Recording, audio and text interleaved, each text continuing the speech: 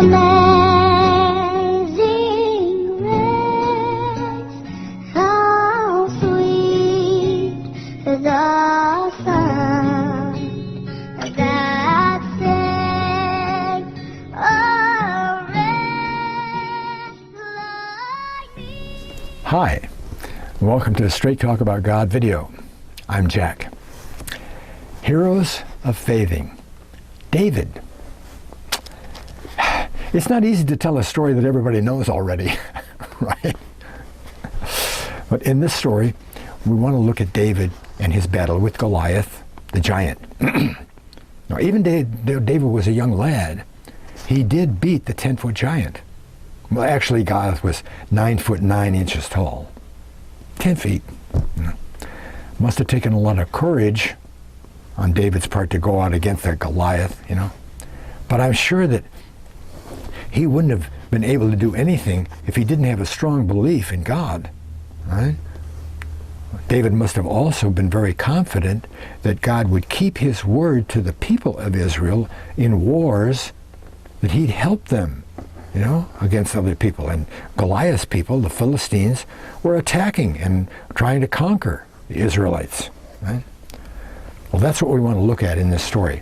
The way trusting God's word works on an everyday way. I call it faithing.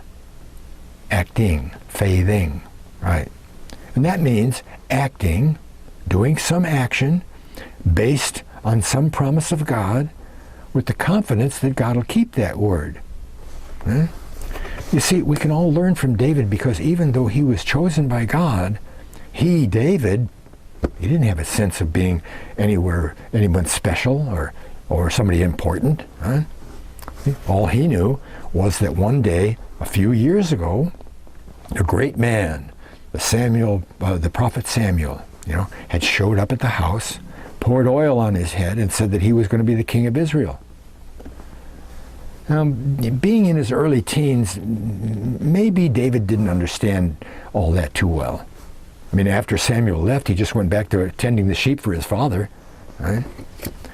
Well, the Bible said that when Samuel anointed David, poured that oil on, that, quote, the Spirit of the Lord came on him from that day forward. That'll make a difference, won't it? And this probably explains two exciting fights that David had. One was with the lion and one was with the bear. One night while David was sleeping with the flock, a lion showed up and attacked. Well, David, he ran after the bear, grabbed the lamb right out of its mouth, and when the lion turned around to attack him, he grabbed his tail and smashed him against the ground. Whoa. I mean, the spear. When he had the same kind of a fight with a bear, okay? And I bet it was the Spirit that gave David the extra strength he needed to do that. I mean, lions weigh 400 pounds, and they're very hard to swing by the tail, right? Okay, so David was very strong and quick, and it says he was handsome too, okay? But we don't find that the people around there were making such a big fuss over him, or that he was acting as though he was due for some great feats of skill and courage, I mean, if anybody could say anything about David, it was that, well, he believed fiercely in God, and his power, Well, at the time just before the story of Goliath starts, all we have is this healthy, God-fearing young shepherd who, it's claimed, killed a lion and a bear. A staff and a sling are his only weapons. Wait till you hear how Goliath was decked out. Remember, Goliath was 10 feet tall, right? His spearhead by itself weighed over 20 pounds. Over 20 pounds. That's bigger than a 2-year-old. Well, 1-year-old. I mean, it might have looked something like a huge nail that was 12 inches long and 3 inches thick. Bigger than your arm. Okay? His top, or breastplate, weighed 180 pounds. That's more than I weigh. right? Just his armor. Yeah? His spear was so big he had to carry it over his shoulder. It's just like as a weaver's beam, boom. You know? He needed several people just to carry all of his armor. Had a big copper helmet, you know, leg protectors. What a sight Goliath was.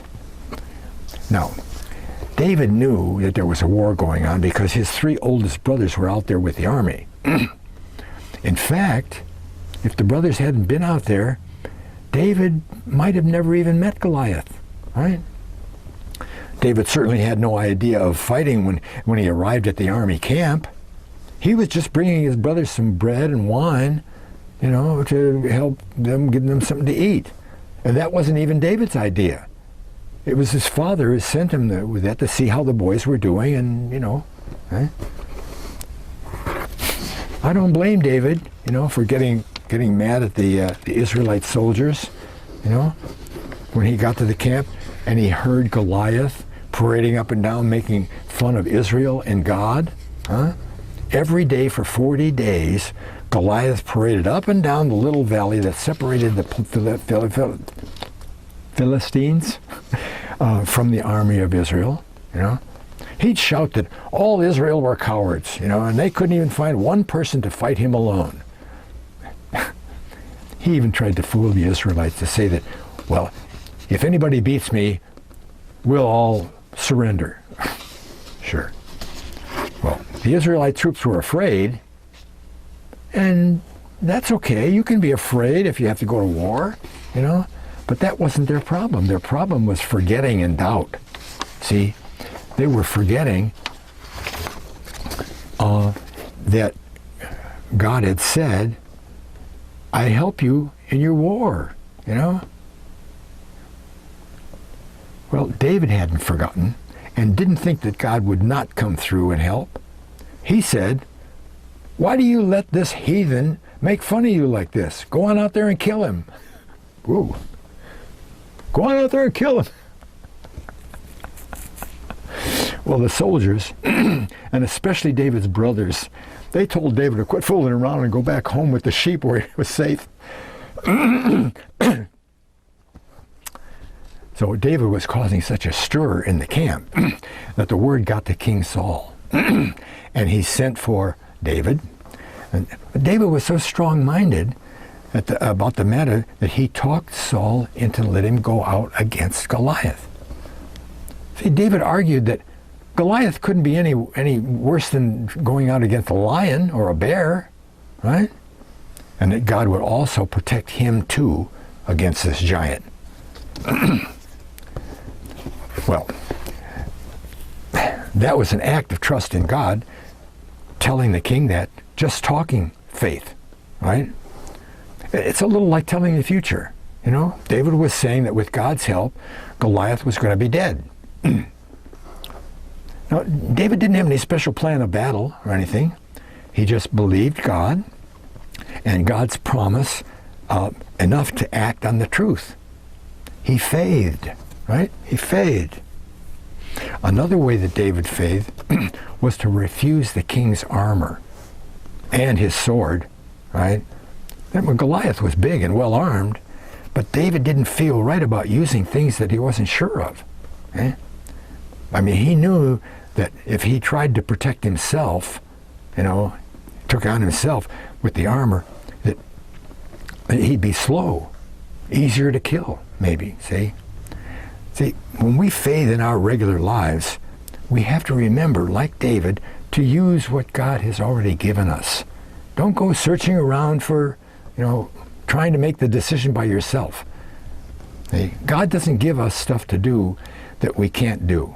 Okay? The Bible says he won't tempt you beyond what you're able.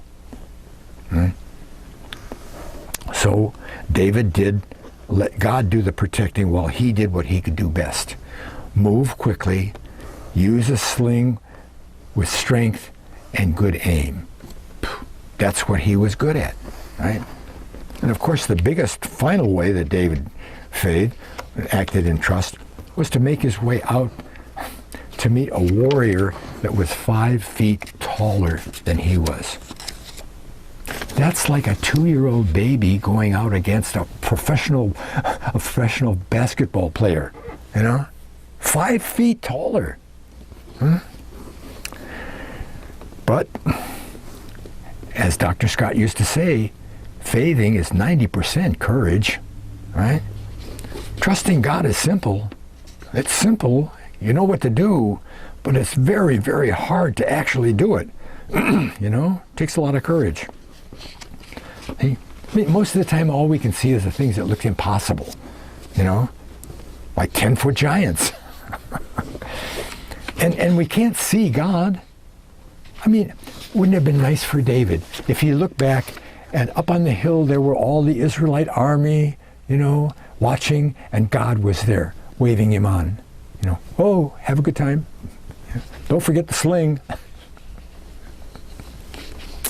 Okay. Well, from then on, David did the next thing that he could see to do. You see, the next thing, that's how faithing works. We're not supposed to try and figure out the whole thing all at once, right? All we do is the next thing that we can see to do, trusting that God, at each new step, will help us get closer to our goal. Well, David stopped a little way from Goliath because the giant was laughing and jeering at David for being a boy. You little kid, what'd they send out a kid? The next thing David saw to do was to inform Goliath that he didn't need a spear or a sword or army or armor, to fight when God was calling the shots. Calling the shots, pun intended.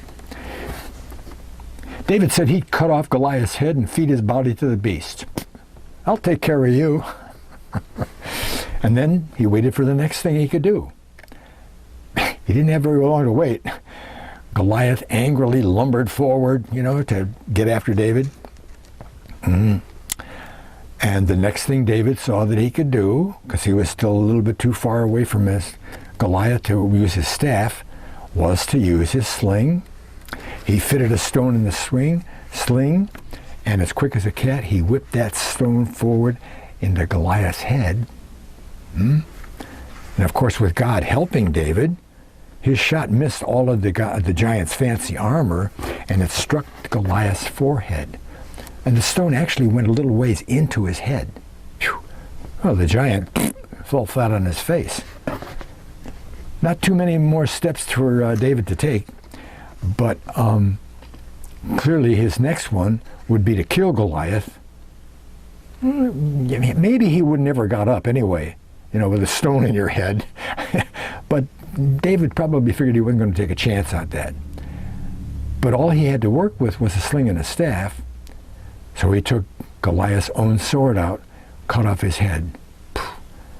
Well, the Philistines saw that, and they made it. They fled away. But they were caught, and almost all of them were killed. And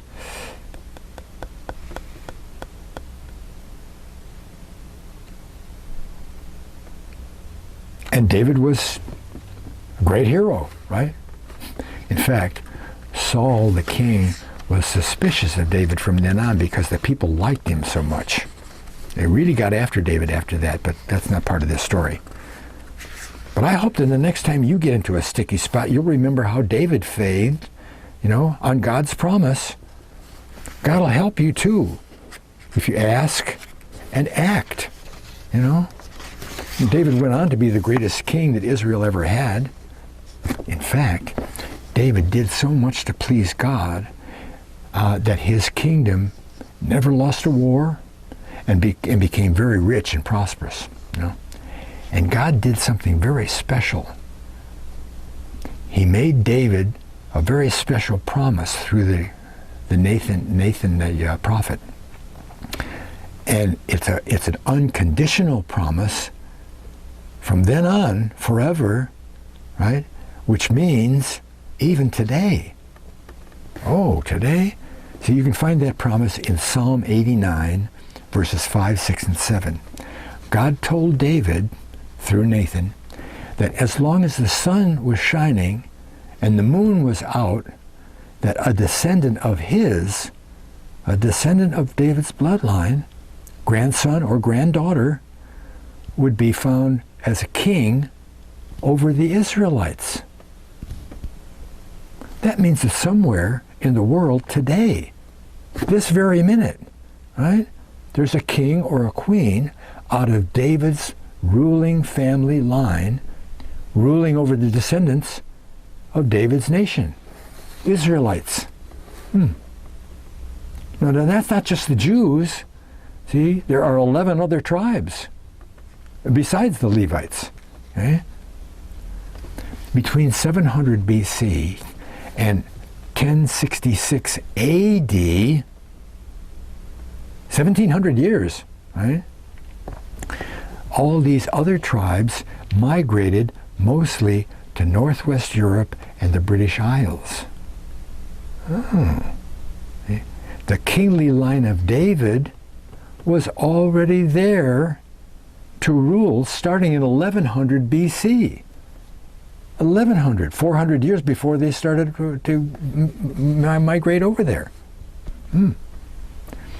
That was with the British king, the first king of Britain, Brutus. Brutus. He was a prince of Troy. After Troy fell, he wound up in Britain. Right?